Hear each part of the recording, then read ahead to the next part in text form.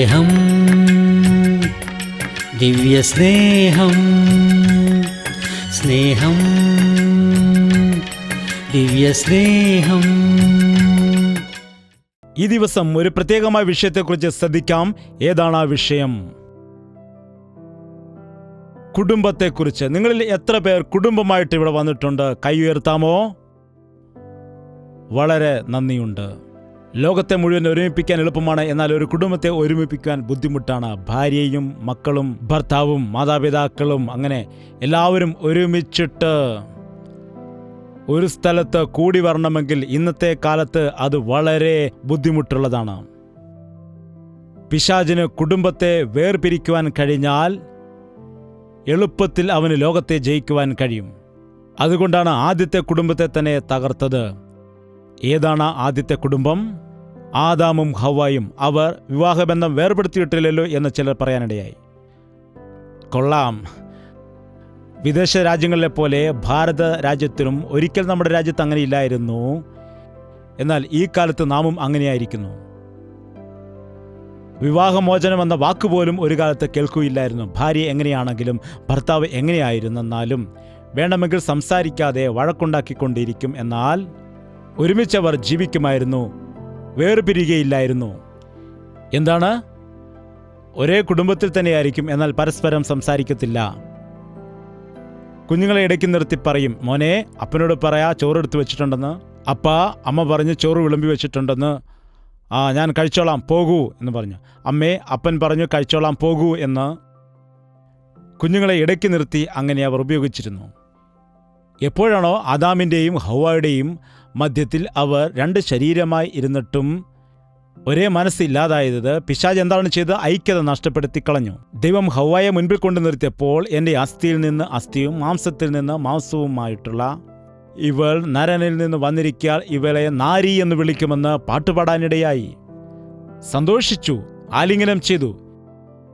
എന്നാൽ തിന്നരുതെന്ന് കൽപ്പിച്ച പഴം തിന്നപ്പോൾ ദൈവം അവനോട് എന്തുകൊണ്ട് തിന്നു എന്ന് ചോദിച്ചപ്പോൾ പറഞ്ഞു, എൻ്റെ അസ്ഥിയിൽ നിന്ന് അസ്ഥി മാംസത്തിൽ നിന്ന് മാംസവുമായ എൻ്റെ ഭാര്യ തന്നാൽ തിന്നുവാൻ പാടില്ലയോ എന്ന് ചോദിച്ചോ? അങ്ങനെ പറഞ്ഞല്ലേ. പിന്നെ എന്താണ് പറഞ്ഞത്? നീ എന്നോട് കൂടെ ഇരിപ്പാൻ തന്നിരിക്കുന്നതായി. എന്താണ്? കൂടെ ഇരിപ്പാൻ. ഏതായാലും എനിക്ക് വെച്ചു വിളമ്പി തരാനെന്ന് പറഞ്ഞില്ല. നീ എന്നോട് കൂടെ ഇരിപ്പാൻ തന്ന ഈ സ്ത്രീ തന്നതുകൊണ്ട് തിന്നെന്നാണ് പറഞ്ഞത്. അതായത് വേർപെടുത്തുകയാണ്. മുടിയനായ പുത്രൻ തിരികെ വന്നപ്പോൾ അവൻ്റെ പിതാവ് സന്തോഷിച്ചപ്പോൾ മൂത്ത പുത്രൻ വിഷമിച്ച് ദുഃഖിക്കുവാനിടയായി. എന്താണെന്ന് ചോദിച്ചപ്പോൾ അവൻ നിന്റെ സമ്പത്തെല്ലാം തിന്നുമുടിച്ചു, വേശ്യകളോടൊപ്പം തിന്നുമുടിച്ചിട്ട് വന്നു. അവനെന്ന് പറയുന്നു, നോക്കുക നിന്റെ മകൻ വന്നിരിക്കുന്നു. പിതാവിനോട് പറയുകയാണ്, നിന്റെ മകൻ വന്നിരിക്കുന്നു എന്ന് പറഞ്ഞ്. അനുജൻ നിനക്ക് ആരായും തീരും? പിതാവിൻ്റെ മകൻ നിനക്ക് ആരാകുന്നു? നിനക്കാരാകുന്നു അവൻ? സഹോദരനാകുന്നു. എൻ്റെ അനുജനെന്നല്ല പറയുന്നത്, നിന്റെ മകനെന്നാണ് പറയുന്നത്. അന്നു മുതൽ ഇന്നു വരെയും ഇതാണ് സഹോദരങ്ങളുടെ ഇടയിലെ വഴക്ക്. സഹോദരിമാരാണെങ്കിൽ ദേഷ്യം വന്നു കഴിഞ്ഞാൽ എന്താണ് സഹോദരിമാരെ നിങ്ങൾ പറയുന്നത്? എൻ്റെ വീട്ടിലേക്ക് പോകുവാനിടയാകുമെന്ന്. ഏതാണ് നിങ്ങളുടെ വീട്? സ്വന്തം വീട്? കെട്ടിച്ചു വിട്ട വീടാണോ? കല്യാണം കഴിക്കുന്ന സമയത്ത് ദൈവദാസൻ ഇങ്ങനെ പറയുവാനിടയാകും. ഇനിയും മാതാപിതാക്കൾ കരങ്ങൾ പിടിച്ചേൽപ്പിച്ച ശേഷം പറയും ഭർത്താവിനോട്, നിന്റെ സമ്പത്തിലും സമൃദ്ധിയിലും സുഖത്തിലും ദുഃഖത്തിലും ആരോഗ്യത്തിലും അനാരോഗ്യത്തിലും ഇവൾക്ക് എത്ര ഭാഗമാണുള്ളത്? കുമാരി, നിന്റെ പിതാവിൻ്റെ ഭവനത്തെ മറക്കൂ എന്ന് വചനം പറയുന്നു. കല്യാണം കഴിഞ്ഞതിന് ശേഷവും ചില ഭർത്താക്കന്മാർ സാരി വാങ്ങിച്ചിട്ട് വന്നാൽ ഭാര്യയ്ക്ക് കൊടുക്കില്ല, അമ്മയുടെ കയ്യിൽ കൊടുക്കും. അതുപോലെ ഭാര്യയ്ക്ക് സാരി വാങ്ങിച്ച അമ്മയ്ക്ക് കൊടുക്കില്ല, അമ്മയോട് പോയി വേറെ വാങ്ങിക്കാൻ പറയും. അതും ശരിയല്ല. പുരുഷൻ മാതാപിതാക്കളെ വേർപിരിഞ്ഞ് ഭാര്യയോട് ചേരും. ഒന്നാമത്തെ സ്ഥാനം ഭാര്യയ്ക്ക് കൊടുക്കണം. എപ്പോഴത് സംഭവിക്കുമോ അപ്പോഴായിരിക്കും കുടുംബത്തിൽ സമാധാനം ഉണ്ടാകുന്നത്. ഈ കാലത്തുള്ള ക്രിസ്തീയ സമൂഹത്തിലും ഇങ്ങനെ നടക്കാറുണ്ട്.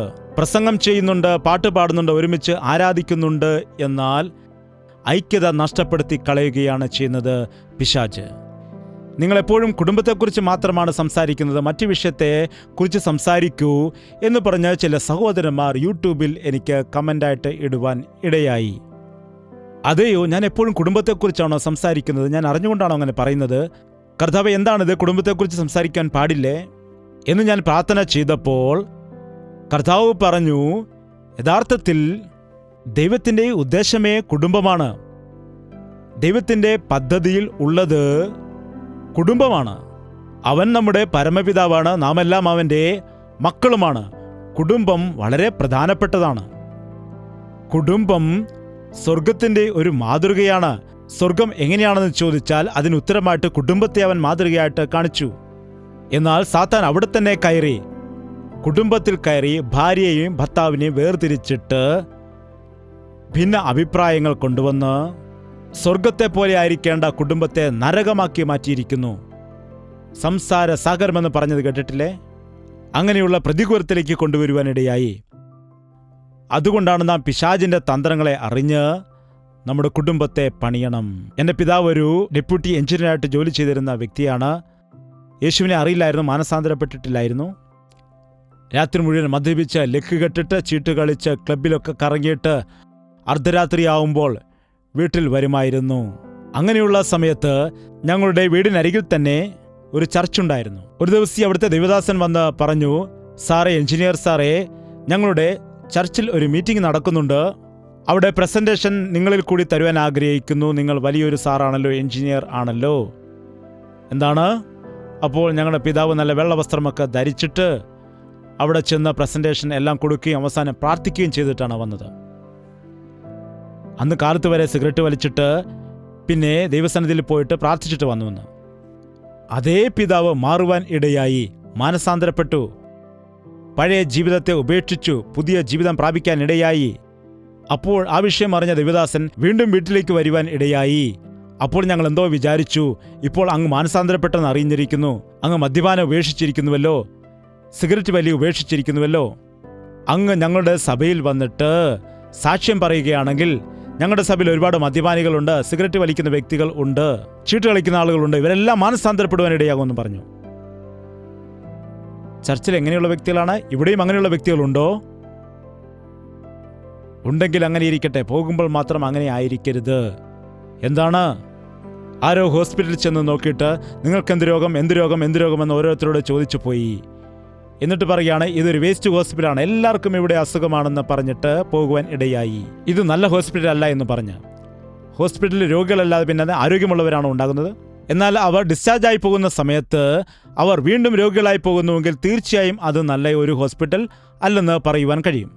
എന്നാൽ അവർ അഡ്മിറ്റായി 2-3 ദിവസം കഴിഞ്ഞിട്ട് ട്രീറ്റ്മെന്റ് എല്ലാം കഴിഞ്ഞതിന് ശേഷം പൂർണ്ണമായി സൗഖ്യം പ്രാപിച്ച് പോകുന്നുണ്ടെങ്കിൽ, രോഗവുമായി വന്നെങ്കിലും സൗഖ്യം പ്രാപിച്ച് തിരിച്ചു പോകുന്നെങ്കിൽ അത് തീർച്ചയായും നല്ല ഹോസ്പിറ്റലാണ്. ചർച്ചും അങ്ങനെയാണ്. ചർച്ചിലുള്ള എല്ലാ ആളുകളും 100% പരിശുദ്ധർ അല്ല.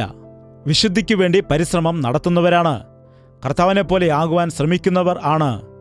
ചില സന്ദർഭങ്ങളിൽ ഇടയ്ക്കിടയ്ക്ക് ഹാർട്ട് അറ്റാക്ക് വരുന്നത് പോലെ ഏതോ ഒരു ചീത്ത സ്വഭാവങ്ങൾ വരുന്നു. നല്ല വിശ്വാസികൾ തന്നെ തെറ്റായ കാര്യങ്ങൾ ചെയ്യാനിടയാകും, വീണുപോകാനിടയാകും. എന്നാൽ അങ്ങനെയുള്ളവർ ദൈവത്തിൻ്റെ സന്നിധിയിൽ വരുമ്പോൾ, ദൈവവചനം കേട്ട് കഴിയുമ്പോൾ, വചനത്തിൽ കൂടി ശാസിക്കപ്പെട്ട് പരിശുദ്ധാത്മാവിൽ കൂടി ശുദ്ധീകരിക്കപ്പെട്ട് മാനസാന്തരപ്പെടുമ്പോൾ, അതാണ് നല്ല സഭ, പരിശുദ്ധാത്മാവിൻ്റെ ക്രിയകൾ നടക്കുന്ന സഭ, പരിശുദ്ധാത്മാവ് നമ്മെ പണിയുന്നതായ സഭ. അതാണ് സഭയുടെ ഉദ്ദേശം എന്ന് പറയുന്നത്. വിശുദ്ധ പൗലോസ് പറയാനിടയായി, നിങ്ങളെ തികഞ്ഞവരാക്കി ക്രിസ്തുവിൻ്റെ മുൻപിൽ നിർത്തണം എന്ന്. പൗലോസ് ഇന്നുള്ള ആളുകളെ പോലെ പ്രസംഗിച്ചിട്ട് പോകുന്നവനായിരുന്നില്ല.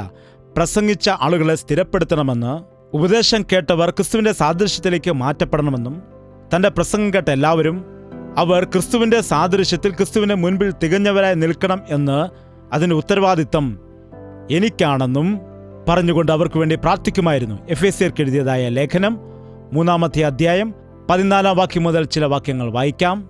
അതു നിമിത്തം ഞാൻ സ്വർഗത്തിലും ഭൂമിയിലുമുള്ള സകല കുടുംബത്തിനും പേർ വരുവാൻ കാരണമായ പിതാവിൻ്റെ സന്നിധിയിൽ മുട്ടുകുത്തുന്നു.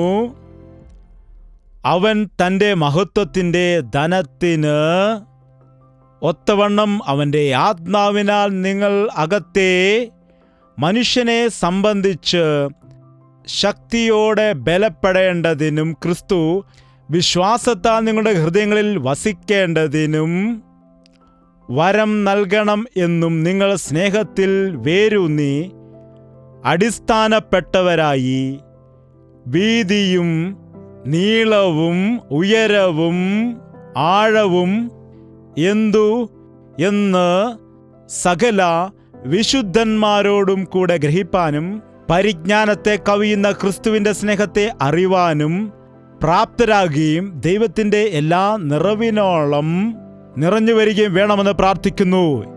എന്തൊരു പ്രാർത്ഥനയാണെന്ന് നോക്കുക. ഈ കാലത്ത് എന്നെപ്പോലെയുള്ള ദൈവദാസന്മാർക്ക് വരുന്ന പ്രാർത്ഥന എന്താണെന്ന് ചോദിച്ചാൽ, BP കുറയ്ക്കണമേ ദൈവമേ, തൈറോയ്ഡ് നീ കുറയ്ക്കണമേ, ഡയബറ്റിക് പേഷ്യൻസിനെ സുഖം കൊടുക്കണമേ ദൈവമേ, തലവേദന നീ മാറ്റണമേ, നടുവേദന മാറ്റണമേ, രക്തധമനികളിലേക്ക് നിന്റെ ശക്തിയെ അയച്ചിട്ട് സ്ട്രോക്ക് വന്ന ആളുകൾക്ക് സൗഖ്യം നീ കൊടുക്കണമേ, കടഭാരത്താലായിരിക്കുന്ന കർത്താവേ നല്ലൊരു ജോലി ഇല്ല ദൈവമേ, അത് നൽകണമേ ഇത് നൽകണമേ എന്ന് പ്രാർത്ഥിക്കുന്നു. എന്നാൽ പൗലോസിന്റെ പ്രാർത്ഥന നോക്കൂ, എത്ര ശ്രേഷ്ഠമായ പ്രാർത്ഥനയാണ്. പൗലോസ് ചെയ്ത പ്രാർത്ഥന നോക്കിയാൽ ഇഹലോകത്തിനു വേണ്ടി ഉള്ളതായ കാര്യവും നശ്വരമായ കാര്യത്തിനു വേണ്ടിയുള്ള പ്രാർത്ഥനയും അവൻ ചെയ്തിട്ടേയില്ല. എത്ര വലിയൊരു വാക്യമാണിത്, എത്ര വലിയ ആഴങ്ങളുള്ളതായ വചനമാണിത്. നമ്പറുകളെല്ലാം ചേർത്ത് ഇട്ടിരിക്കുകയാണ്. എഫെസ്യർക്ക് എഴുതിയ ലേഖനം 3-ാം അധ്യായം 14-ാം വാക്യം മുതൽ വായിക്കാം. അതു നിമിത്തം ഞാൻ സ്വർഗത്തിലും ഭൂമിയിലുമുള്ള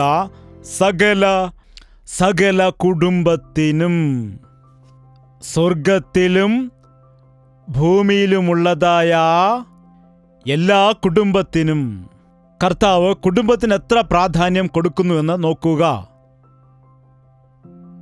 എല്ലാ കുടുംബവും, ഒരു മാതാവും ഒരു പിതാവും പെൺകുട്ടികളും അല്ലെങ്കിൽ ആൺകുട്ടികളും, ചില വീട്ടിൽ മാതാപിതാക്കൾ മാത്രമേ കാണുകയുള്ളൂ. എപ്പോഴാണ് കുടുംബം എന്ന് പറയുന്നത്? വിവാഹത്തിന് മുൻപ് മാതാപിതാക്കളോടൊപ്പം ആയിരിക്കും. എന്നാൽ വിവാഹത്തിന് ശേഷം നിന്റെ കുടുംബമെന്ന് പറയും. എല്ലാ കുടുംബവും. നാം ചിന്തിക്കും നമ്മുടെ കുടുംബത്തെക്കുറിച്ചാണ് പറയുന്നതെന്ന്. ഇവിടെ ദൈവം പറയുന്ന കുടുംബം എന്താണെന്ന് വെച്ചാൽ, ഓരോ സഭയും ഓരോ കുടുംബമായി തീരണം. ഞങ്ങളുടെ സഭയാണോ വലുത്, നിങ്ങളുടെ സഭയാണോ വലുത്? ഞങ്ങളുടെ ദൈവദാസനാണോ വലുത്, നിങ്ങളുടെ ദൈവദാസനാണോ വലുത്? ഞങ്ങളുടെ സഭയിൽ ആത്മാവുണ്ട്, നിങ്ങളുടെ സഭയിൽ ആത്മാവില്ല. ഞങ്ങളുടെ സഭയിൽ കസേരയുണ്ട്, നിങ്ങളുടെ സഭയിൽ താഴെയിരിക്കണം. ഞങ്ങളുടെ സഭയിൽ AC ഉണ്ട്, നിങ്ങളുടെ സഭയിൽ ഒന്നുമില്ല. എന്താണ് ഇങ്ങനെ പറഞ്ഞ് കമ്പയർ ചെയ്തുകൊണ്ടിരിക്കുന്നത്? എല്ലാ കുടുംബവും, എല്ലാ സഭയുടെയും ശിരസ് ആരാണ്? ക്രിസ്തു. പാസ്റ്റർ അല്ല ശിരസ്. സംഘത്തിന്റെ ശിരസ് യേശുവാണ്. എത്ര സഭയാണെങ്കിലും കർത്താവ് പറയുന്നു ആ സഭയെല്ലാം ഒരു കുടുംബം ആണെന്ന്. ഞങ്ങളുടെ സഭയിൽ മദ്രാസിൽ വെച്ച് ഞാൻ പറയുമായിരുന്നു, നമ്മുടേത് സഭയല്ല ഒരു കുടുംബമാണ്, നമ്മുടേതൊരു കുടുംബമാകുന്നു. കുടുംബത്തിലുള്ള സ്നേഹവും സഹകരണവും ഉണ്ടായിരിക്കണം. ഒരുപോലെ എല്ലാവരെയും കാണുവാൻ കഴിയണം. പരസ്പരം സഹായം ഉണ്ടായിരിക്കണം. സഭയിൽ വരുമ്പോൾ നീ ഓഫീസർ ആണെങ്കിലും, നീ സഹായിയായ വ്യക്തിയാണെങ്കിലും, നീ സ്ത്രീയാണെങ്കിലും പുരുഷനാണെങ്കിലും, ധനവാനാണെങ്കിലും ദരിദ്രനാണെങ്കിലും, വിദ്യാഭ്യാസമുള്ളവനാണെങ്കിലും വിദ്യാഹീനനാണെങ്കിലും, ദൈവസന്നിധിയിൽ വരുമ്പോൾ നാം എല്ലാവരും ഒരുപോലെയാണ്. നമ്മൾ ദൈവത്തിന് മുൻപിൽ ഒരുപോലെയാണ്. വിക്ടോറിയ രാജ്ഞികളിൽ ഒരു രാജ്ഞി രക്ഷിക്കപ്പെടാനിടയായി. സഭയിൽ കർത്തൃമേശ കൊടുക്കുന്ന സമയത്ത് എല്ലാവരും മുൻപോട്ട് വന്ന് അതിനുവേണ്ടി എടുക്കാൻ വേണ്ടി വരുമല്ലോ. ഇപ്പോൾ നിങ്ങൾ കൂടിയത് കൊണ്ടാണ് നിങ്ങളുടെ അടുക്കിലേക്ക് കൊണ്ടുവരുന്നത്. നേരത്തെ ദൈവദാസനായിരുന്നു കൊടുത്തുകൊണ്ടിരുന്നത്. അങ്ങനെ അവർ വന്ന് മുൻപിൽ ഇരിക്കാനിടയായി. അവരുടെ അടുക്കൽ പ്രായമുള്ളൊരു സ്ത്രീ വന്ന് മുഴങ്കാൽ മടക്കി ഇരുന്നു. അവർ മുൻപിൽ വന്നിരുന്ന സമയത്ത് ഒരു സുഗന്ധം വന്നു. തിരിഞ്ഞു നോക്കിയപ്പോൾ അതാ രാജ്ഞിയാകുന്നു. അയ്യോ, രാജ്ഞിയുടെ അടുക്കൽ വന്നാണല്ലോ ഞാൻ ഇരുന്നത് എന്ന് വിചാരിച്ചുകൊണ്ട് പെട്ടെന്ന് എഴുന്നേറ്റപ്പോൾ അവർ പറയുകയാണ്, ആ രാജ്ഞി അവരുടെ കയ്യിൽ പിടിച്ചുകൊണ്ട് ഇപ്രകാരം അവരോട് പറഞ്ഞു, ഞാൻ സിംഹാസനത്തിൽ ഇരിക്കുന്ന സമയത്താണ് രാജ്ഞി, എന്നാൽ ദൈവസന്നിധിയിൽ നീയും ഞാനുമെല്ലാം ഒന്നാണ്. ഇരിക്കൂ. നാം ദൈവസന്നിധിയിൽ വരുമ്പോൾ എല്ലാവരും ഒരുപോലെയാണ്. അതുകൊണ്ടാണ് പൗലോസ് ഇപ്രകാരം പറയുന്നത്, ദൈവസന്നിധിയിൽ വരുമ്പോൾ ഒരുവൻ മോതിരമിട്ടുകൊണ്ട്, ഒരുവൻ നല്ല വസ്ത്രം ധരിച്ചു വന്നാൽ നീ ഇങ്ങോട്ട് മാറിയിരിക്കുക, അല്ലെങ്കിൽ ഒരു പാവപ്പെട്ടവൻ വന്നാൽ നീ അവിടെ പോയിരിക്കൂ എന്ന് പറയാൻ പാടില്ല. ഇത് ജീവനുള്ള ദൈവത്തിൻ്റെ സഭയാണ്. ദൈവസഭയിൽ VIPs ഇല്ല. എല്ലാ വ്യക്തികളും VIPs ആണ്. VIPs ഇല്ലെന്നല്ല, എല്ലാ വ്യക്തികളും VIPs ആണ്. ദൈവത്തിന് എല്ലാ വ്യക്തികളും ശ്രേഷ്ഠരായ വ്യക്തികളാണ്. എല്ലാ വ്യക്തികൾക്കും ഓരോ ആത്മാവുണ്ട്.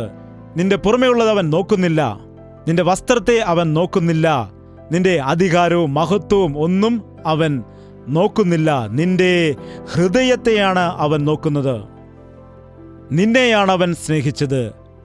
അതുകൊണ്ട് ആ സമാനത കുടുംബത്തിൽ ഉണ്ടാകണം. സഭയിൽ ഐക്യതയുണ്ടായിരിക്കണം. കുടുംബം നേരെയാകുന്നുവെങ്കിൽ സഭയും നേരെയാകും. കുടുംബത്തിൽ ഐക്യത ഉണ്ടാകുന്നില്ലെങ്കിൽ അങ്ങനെയുള്ള വ്യക്തികൾ സഭയിൽ വരുമ്പോൾ പിന്നെ എങ്ങനെയാണ് സഭയിൽ ഐക്യത ഉണ്ടാകുന്നത്? കുടുംബത്തിൽ ഭാര്യയും ഭർത്താവും മക്കളും ഒരുമിച്ചിരുന്ന് പ്രാർത്ഥിക്കുന്ന അനുഭവം ഇല്ലായെങ്കിൽ അവർ പിന്നെ സഭയിൽ വരുമ്പോൾ കുടുംബമായിട്ടാണ് സഭയിൽ ആളുകൾ വരുന്നത്. അതുകൊണ്ടാണ് ഇന്ന് അനേകം ക്രിസ്തീയ കുടുംബങ്ങളിൽ ഭർത്താവ് ചർച്ചിൽ വരും, അല്ലെങ്കിൽ ഭാര്യ വരും, അല്ലെങ്കിൽ യൗവനക്കാരായിരിക്കുന്ന മക്കൾ വരും. കുടുംബമായിട്ട് സഭയിൽ ആളുകൾ വരുന്നില്ല. ഇനിയും ശ്രദ്ധിക്കേണ്ട മറ്റൊരു വിഷയം എന്താണെന്ന് വെച്ചാൽ, ഭർത്താവ് ഒരു സഭയിൽ പോകും, ഭാര്യ മറ്റൊരു സഭയിൽ പോകും, മക്കൾ വേറൊരു സഭയിലേക്ക് പോകുന്നത് കാണാം. ആർക്കു വേണ്ടിയാണ് ഇവർ പ്രാർത്ഥിക്കുന്നതെന്ന് ആർക്കും അറിയില്ല. ഒരു കൂട്ടർ ബിരിയാണി കഴിക്കും, മറ്റൊരു കൂട്ടർ ചോറ് കഴിക്കും, മറ്റൊരു കൂട്ടർ കഞ്ഞി കഴിക്കും. പിന്നെ എങ്ങനെയാണ് അവർക്ക് തമ്മിൽ ഐക്യതയും സമാധാനവും ആയിരിക്കും ഉണ്ടാകുന്നത്? കുടുംബം ഐക്യതയോടെ ആയിരിക്കണം. കുടുംബമായി ആലയത്തിലേക്ക് വരുന്ന സമയത്ത് ആലയത്തിൽ ഐക്യത ഉണ്ടാകാനിടയാകും. സ്വർഗത്തിലും ഭൂമിയിലുമുള്ള സകല കുടുംബത്തിനും പേർ വരുവാൻ കാരണമായ പിതാവിൻ്റെ സന്നിധിയിൽ മുട്ടുകുത്തുന്നു. ഇനിയുള്ള കാര്യം വളരെ ശ്രദ്ധിക്കുക. ഏത് പിതാവിൻ്റെ സന്നിധിയിലാണ്? എല്ലാവർക്കും ഒരു പ്രാർത്ഥനയുണ്ട്.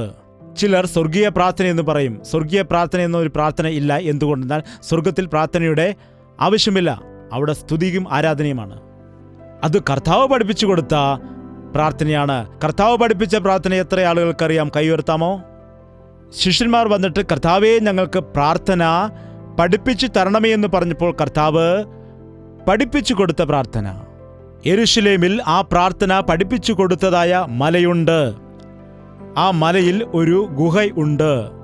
യേശുക്രിസ്തു ആ ഗുഹയ്ക്കുള്ളിൽ കടന്ന് പ്രാർത്ഥിക്കാനിടയായെന്ന് പറഞ്ഞു.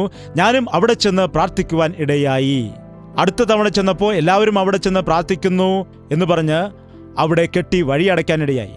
പിന്നെ ദൂരെ നിന്ന് കാണേണ്ടതായി വന്നു. കർത്താവ് ആരും അറിയാതെ രഹസ്യമായി അകത്ത് ചെന്നിരുന്ന് പ്രാർത്ഥിക്കുവാൻ ഇടയായി. ശിഷ്യന്മാരെയെല്ലാം ആ തോട്ടത്തിൽ കൊണ്ടുപോയിട്ട് പ്രാർത്ഥന പഠിപ്പിച്ചു കൊടുത്തു. ആ പ്രാർത്ഥനയിലെ ആദ്യത്തെ വാക്കെന്താണ്? സ്വർഗസ്ഥനായ എൻ്റെ പിതാവേ എന്നാണോ, ഞങ്ങളുടെ പിതാവേ എന്നാണോ? നിങ്ങളുടെ സഭയിൽ ഞങ്ങളുടെ പിതാവേ എന്ന് പറയുന്നു, ഞങ്ങളുടെ സഭയിൽ ഞങ്ങളുടെ പിതാവേ എന്ന് പറഞ്ഞു, അവരുടെ സഭയിൽ അവരുടെ പിതാവേ എന്ന് പറയുന്നു, അമേരിക്കയിലും അവരുടെ പിതാവേ എന്ന് പറഞ്ഞവർ പ്രാർത്ഥിക്കുന്നു. അപ്പോൾ നമ്മുടെ എല്ലാവരുടെയും പിതാവ് ഒന്നാണെങ്കിൽ പിന്നെ എങ്ങനെയാണ് ഞങ്ങളുടെ സഭ നിങ്ങളുടെ സഭ എന്നൊക്കെ പറയുന്നത്? ഒരു യൗവനക്കാരനോട് ചോദിച്ചു, നിനക്ക് എത്ര അനുജന്മാരുണ്ടെന്ന്? 4 പേരാണെന്ന് പറഞ്ഞു. അവർ എന്തു ചെയ്യുന്നു എന്ന് ചോദിച്ചു. അറിയില്ലെന്ന് പറഞ്ഞു. നിങ്ങളുടെ അനുജന്മാർ എന്ത് ചെയ്യുന്നെന്ന് അറിയില്ലേ? അതെന്തുകൊണ്ടാണ്? വീണ്ടും മുറിച്ച് ചോദിച്ചപ്പോൾ പറഞ്ഞു, ഞങ്ങൾ സംസാരിക്കില്ല എന്ന്. അതെന്താണ്? ഒരേ കുടുംബത്തിൽ തന്നെയാണോ? അതെ, ഒരേ കുടുംബത്തിൽ തന്നെയാണ്. ഒരേ വീട്ടിലായിരിക്കും, പിന്നെ എങ്ങനെയാണ് സംസാരിക്കാതെ ഇരിക്കുന്നത്? അവൻ ഇങ്ങോട്ട് വരും, ഞാൻ അങ്ങോട്ട് പോകും. അവൻ ഇവിടെ നിന്ന് കഴിക്കുമ്പോൾ ഞാൻ അപ്പുറത്ത് മാറിയിരുന്ന് കഴിക്കും. അരേ, ഇതെന്തൊരു വീടാണ്? എന്താണ് ഇങ്ങനെയുള്ള കുടുംബമാണെന്ന്? യേശുവിൽ വിശ്വസിക്കുന്നുവെന്ന് പറയുന്ന ആളുകളും പരസ്പരം കൂട്ടായ്മയെ ആചരിക്കുന്നില്ല. ജോൺ വെസ്ലി എന്ന അപ്പോസ്തലനായിരിക്കുന്നതായ ഭക്തന് ഒരു ദിവസം ഒരു ദർശനം കിട്ടി. ആ ദർശനത്തിൽ സ്വർഗത്തിൽ നിന്ന് നല്ല സംഗീതം കേൾക്കുകയാണ്. സ്വർഗത്തിൽ നിന്ന് അനേകം ആളുകൾ നല്ല സംഗീത ഉപകരണങ്ങളുമായി പാട്ടുപാടുന്നു. ആ വാതിൽക്കൽ നിന്ന് വലിയ പ്രകാശം അടിക്കുന്നു. വലിയൊരു ദൈവദൂതൻ അവിടെ നിൽക്കുന്നുണ്ട്. ജോൺ വെസ്ലി അവിടേക്ക് ചെന്നിട്ട്, ഞങ്ങളുടെ മെത്തഡിസ്റ്റ് ചർച്ചുകാർ ഇവിടെ ഉണ്ടോ എന്ന് ചോദിച്ചു. അദ്ദേഹമാണല്ലോ ആ ചർച്ച് സ്ഥാപിച്ചത്. അവിടെയുള്ള ദൂതൻ അത് കേട്ട് പറഞ്ഞു ഇല്ല എന്ന്. അദ്ദേഹത്തിന് ഹൃദയം തകർന്നുപോയി. ഞാനിത്ര തീക്ഷ്ണതയോടുകൂടി, വളരെ വിശ്വാസത്തോടുകൂടി, വലിയ ഉണർവോടുകൂടി ഒരു സഭ സ്ഥാപിച്ചിരിക്കുമ്പോൾ അനേകം ആത്മാക്കൾ രക്ഷിക്കപ്പെട്ടിരിക്കുന്നു എന്ന് വിചാരിച്ചപ്പോൾ ഇവിടെ ഇപ്പോൾ ആരുമില്ലേ? വ്യസനത്തോടുകൂടി ചോദിച്ചു, ബാപ്റ്റിസ്റ്റുകാർ ഉണ്ടോ എന്ന്. ലൂതറൻസ്, CSI, CNI,